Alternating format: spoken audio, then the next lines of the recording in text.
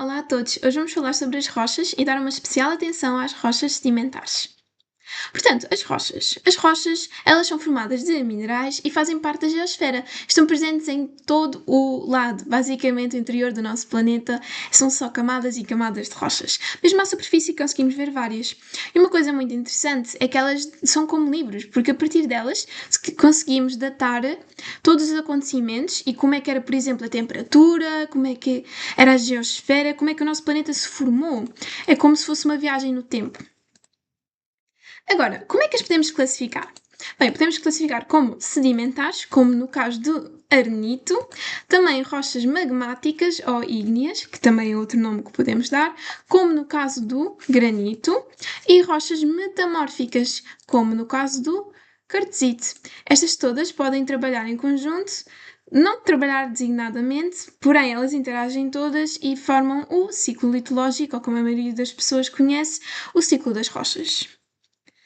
Então, primeiro, vamos começar com as rochas sedimentares e neste vídeo vou só fazer as rochas sedimentares, para os próximos vídeos vou fazer as outras.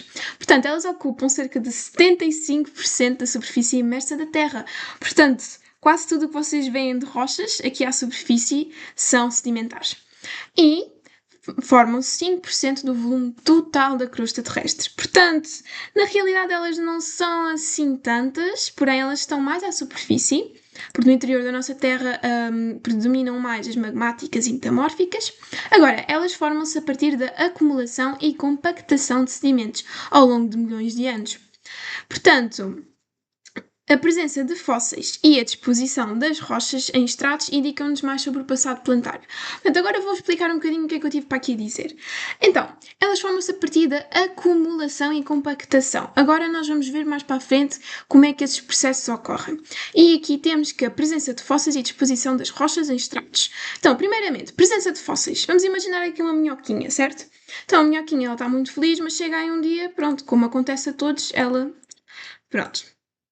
tem que ir para outro sítio. E o que é que acontece? Com o tempo ela vai se tornando num fóssil. Portanto, os detritos, os restos da minhoca, neste caso, vão se acumular e vão se juntar com outros sedimentos de pedras, por exemplo, rochas, pronto, e isso vai se tornar umas rochas sedimentares. Além disto, não sei se lembram o que é que são os estratos, porém, estratos são basicamente isto. Agora, como é que eu vou explicar isto? Eles são como camadas distintas de rochas, normalmente são mais sedimentares, e estas camadas, se vocês virem, são. Eu vou dar aqui uma analogia um bocadinho diferente. Portanto, vamos pensar como num carrinho de supermercado. Imaginem que vocês estão a comprar comida, certo? Vocês vão pondo aqui as coisas, vão pondo os cereais, tem aqui os cereais a entrar, nem sei quê, pronto. Vocês vão ver que ao longo do tempo, se vocês começaram a pôr muita coisa, se comprarem muita coisa, as coisas estão mais à superfície. Portanto, as mais visíveis vão ser quê? Vão ser as mais recentes que vocês puseram lá. E as que estão no fundo vão ser as mais antigas. Isto é como se fosse aqui também nas rochas sedimentares e nos estratos. Porquê?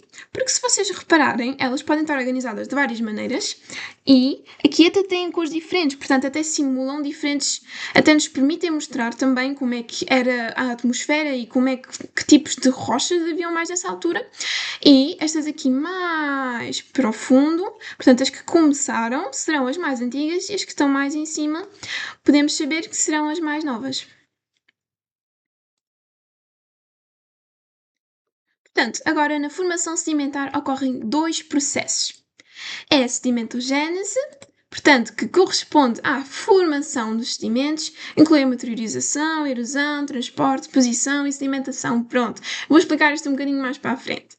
Portanto, basicamente, a sedimentogênese, vamos pensar sedimentos, pronto, é como se formam os sedimentos. É uma pedra vai Pronto, temos assim, vamos pensar, por exemplo, num granito. Um granito depois vai sofrer sedimentogênese e vai ficar todo fragmentado. Depois temos a diagênese. Basicamente, são modificações físicas e químicas que ocorrem nos sedimentos desde a deposição até à formação da rocha consolidada. O que é que acontece? Depois os sedimentos estão assim e na diagênese é que eles vão se consolidar para formarem assim uma rocha consolidada. Tipos de sedimentos. Pronto, podem ser detríticos, portanto, são fragmentos erudidos, portanto, sofreram meteorização e já foram sofreram também a erosão, portanto, rochas meteorizadas. Estes podem originar rochas sedimentares detríticas. Alguns exemplos serão o argilito, o arenito e o conglomerado. Também temos quimiogénicos, portanto, sedimentos quimiogénicos, que são substâncias químicas, por exemplo, os íons, que são dissolvidas na água, podendo elas se dissolver na água. E, entretanto, elas fazem as rochas sedimentares quimiogénicas. Alguns exemplos serão o calcário, o salgema e o gesso.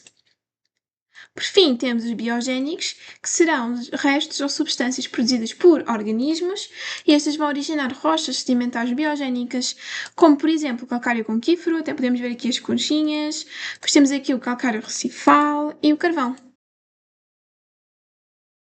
Bem, espero que tenham gostado e que tenham aprendido alguma coisa. Até à próxima!